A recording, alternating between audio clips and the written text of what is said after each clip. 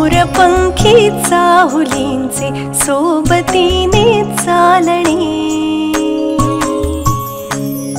हो मोरपंखी चाहुलींचे सोबतीने चालणे, अंतरावर पसरलेले टिपुरसे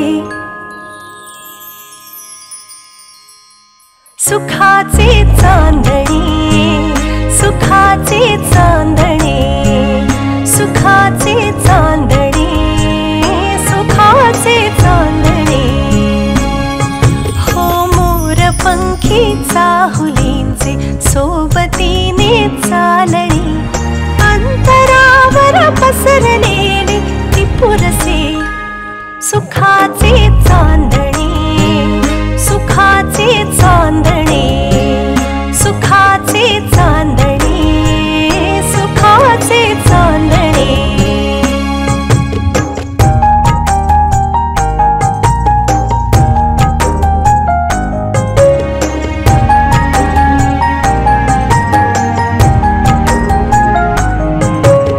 कोण या वेड्या मनाला आस लावी भावडी.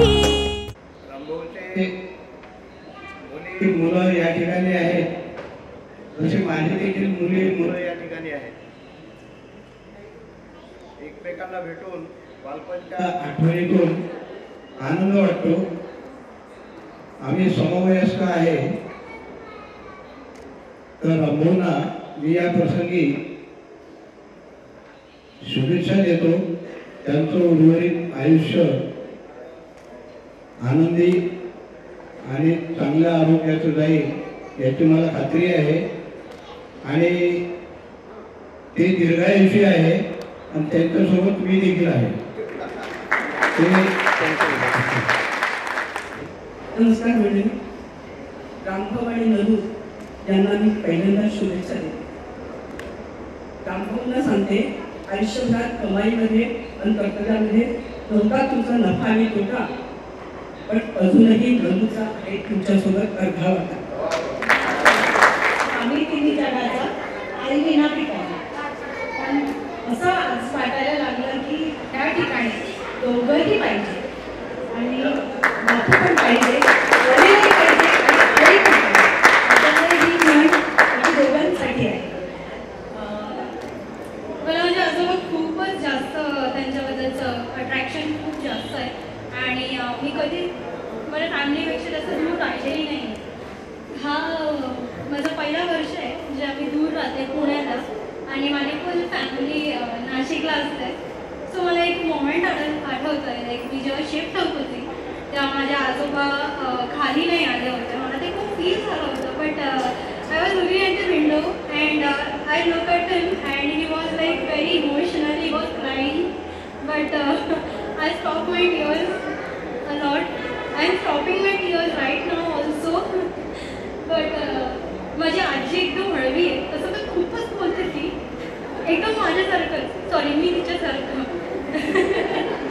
पण खूपच क्यूट फॅमिली आणि त्याच्यात माझ्या आजोबा आज ॲडमिट आहे मी, तरी स्पेशली परमिशन घेऊन फक्त आजोबांसाठी आलेली आहे. कारण मला तुम्ही खूप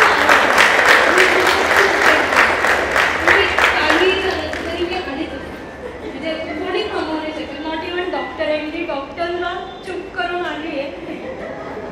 ते पण समोर थांबलं, त्यांनी 1 तास दिला, मी 2 तास करून आली आहे. बट एनिथिंग फॉर माय आजोबा. I love him, I love you a lot. God bless you. तुम्हाला खूप मोठं आयुष्य मिळून दे. तुम्ही 100पेक्षा जास्त जगा. माझं आयुष्य पण तुम्ही घ्या.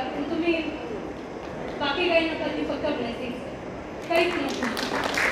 स्वतःबरोबर राहू शकतो, ज्याला कोणाची गरज पडत नाही, डिपेंडन्सी राहत नाही, तो एक त्यांनी जगणे शिकले. तर बापूंनी त्याच्यातून पुढे जाऊन स्वतःबरोबर नुसतं जगणं नाही शिकलं, तर स्वतःबरोबर आनंदी राहणे शिकले. तर माझ्या नजरेत असं जो करू शकतो का, त्याला कुणाची गरजच नाही आहे. तुम्ही चांगला शब्द वापरा, वाईट शब्द वापरा, त्यांच्यावर फार कमी परिणाम होतो. कारण ते स्वतःमध्ये खुश आहेत, त्याच्यामुळे त्यांना कुणाची गरज पडत नाही. आणि माझ्या नजरेत तसा व्यक्ती हा राजा असतो.